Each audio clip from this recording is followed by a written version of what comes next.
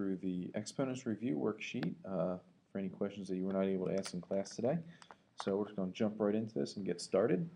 5x squared, x to the negative 2, quantity being squared. Y, notice like bases amongst the x's here.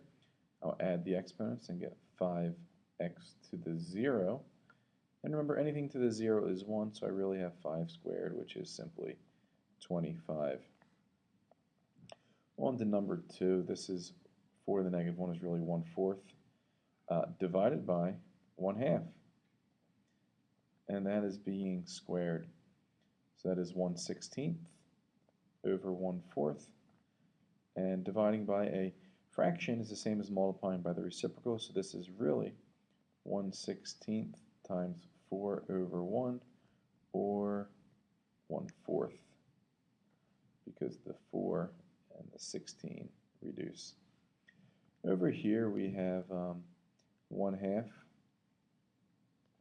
divided by 1/4 plus 1/8.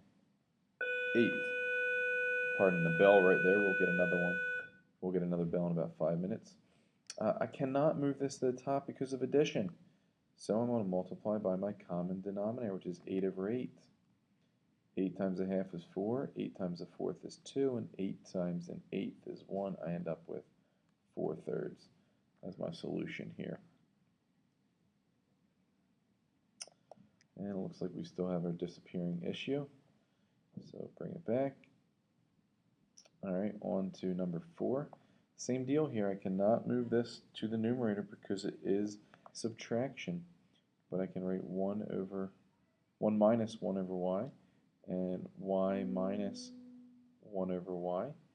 And I can multiply the whole thing by y over y. And I get y minus 1 over y squared minus 1.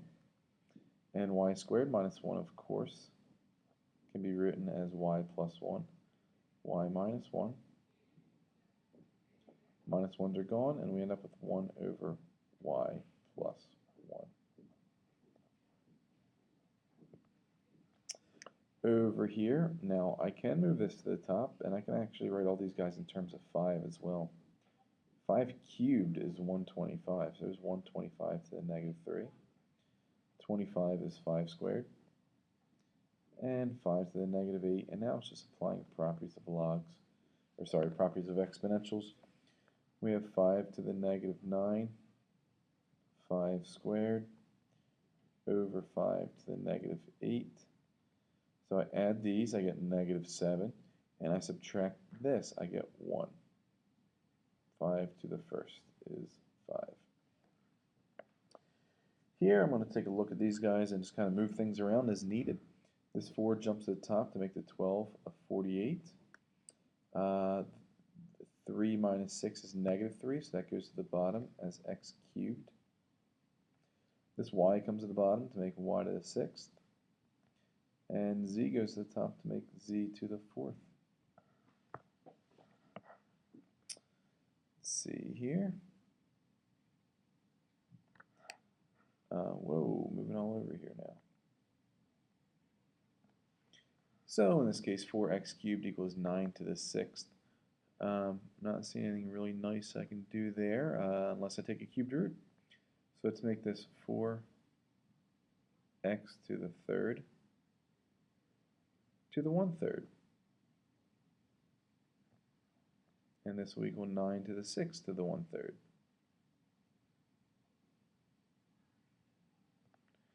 So that is 4x. And this is 9 squared. So I end up with x equals 81, right? 9 squared over 4. Over here, these guys all look like 3's. So 9 is 3 squared. That's 9 to the x plus 3. 27 is 3 cubed to the x. And 81 is 3 to the 4th. And remember, this is all to the 1/2 power over here. So I have 3 to the 2x plus 6. over 3 to the 3x. And I'm actually going to square both sides and make this 3 to the 8th. Right, raise it to the second to get rid of that, raise it to the second to make that an 8. And now properties, I'm going to jump up here. I have 3 to the 2x plus 6 minus 3x. That's 3 to the 6 minus x equals 3 to the 8th. So 6 minus x equals 8. Add x, subtract 8, I get x equals negative 2. Here, be careful. 5 to the x squared over 5 to the 2x equals 5 cubed. So that's 5 to the x squared minus 2x equals 5 cubed. So x squared minus 2x equals 3. X squared minus 2x minus 3 equals 0. That can factor into x minus 3, x plus 1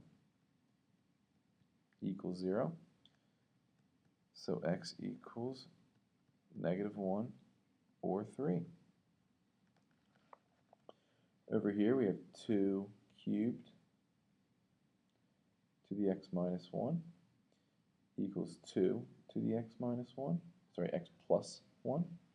So 2 to the 3x minus 3 equals 2 to the x plus 1. So 3x minus 3 equals x plus 1. 2x equals 4. X equals 2. And there's 1 through 10. Let's see what the word problems have going for us here.